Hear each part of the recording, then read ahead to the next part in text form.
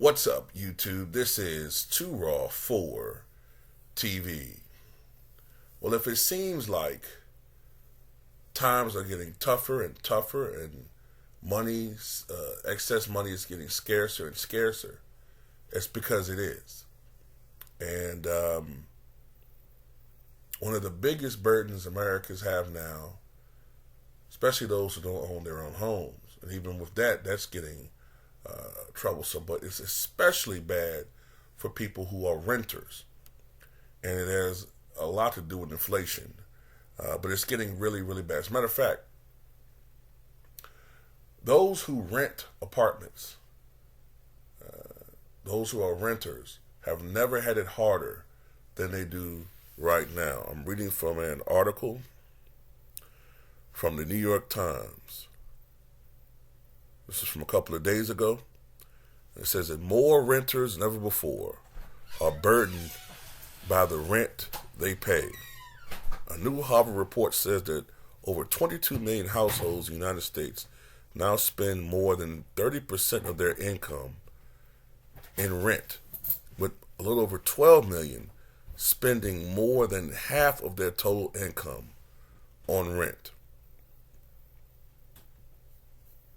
Half of all renters in the United States spend more than 30% of their income on rent and utilities. In fact, total rent is on average $309 higher than it was at the same time this time in 2019. That's a 22% increase over that 4-year span, over that 5-year span, $309 higher. But wages are not keeping up with inflation, and that's why people are seriously getting hard hit. And the pandemic wiped out millions of jobs. So because of this development, because of these developments, people are struggling, and there's a record high number of people who are homeless. And that's why a lot of people now can't afford to live alone. You know, you see more and more people living with others to try to make ends meet. But then, you know, some rental property owners are trying to punish people with that by limiting the number of people who can actually live in these apartments who aren't accounted for. So, I mean, at the end of the day, I always maintain that today a lot of the rent game, like the property game, is a bit of a scam.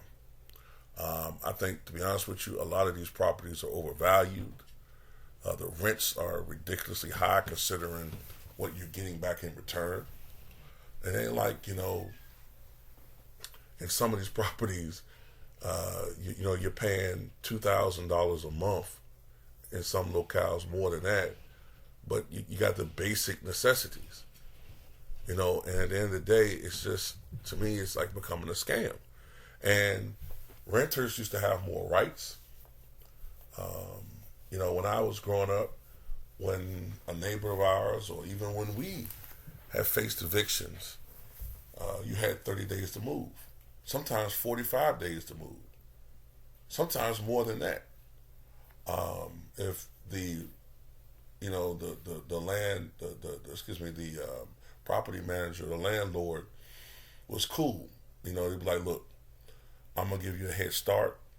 Look for something else. Sometimes you had up to 2 months to move. Nowadays, they've made it so that sometimes you only have 10 days.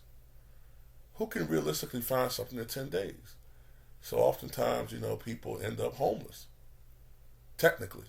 You know what I'm saying? So things are pretty bad, man. They say that rents are going down. I can't see it. Most of the people I talk to who don't own their own homes and live in apartments, they say that it's getting worse. I think it's regional, I guess, because maybe in certain regions things are getting better.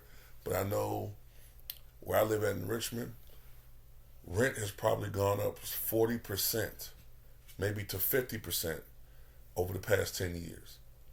It's really gotten bad. Some areas where just 10 years ago, rent was as cheap as $540. Those areas are well over $800 now. So that's, I think, off the top of my head, more than 50%. It's like, what, 60% or something like that, right? So, yeah, things are getting bad, man.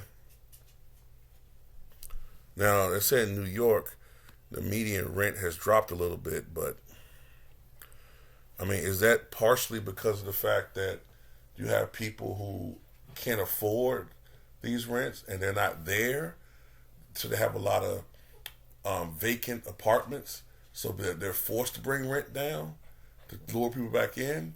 So that, that could be misleading as well. So, and I think that's the case, because I know, like, where I live at, other properties, there's a lot of vacancies. So as a consequence, the property managers have to bring the rent down a little bit to lure people back in. So that's not, a lot of this is just, you got to look at the sources coming from. Some of these people are,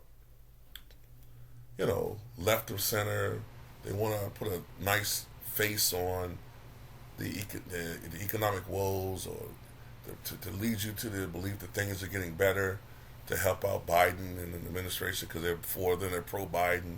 At the end of the day, look, your eyes are telling you one thing, you know what I'm saying? And your common sense tells you one thing. They're trying to tell you something else. So at the end of the day, that's how I look at it. Shit is fucked up. It's fucked up. And if you look at this little graphic, it backs me up. Virginia is one of the worst places. And the highest rents, you see New Jersey, California, Massachusetts, Maryland, New York, Colorado, and then Virginia. I read the other day that people are moving the fuck out of Northern Virginia and the Tidewater area. Part of it has to do with rising costs. That they're moving from, they're doing real life green acres. They're getting the fuck up out of the city.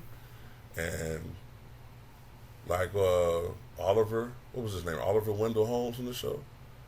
Like Oliver Wendell Holmes and his wife, they're getting the fuck out of the city and going to the rural areas. Well, there's some other reasons behind that too, obviously. Which this isn't the proper video format for that. Anyway, that's all I got to say about it. Tell me what you guys think.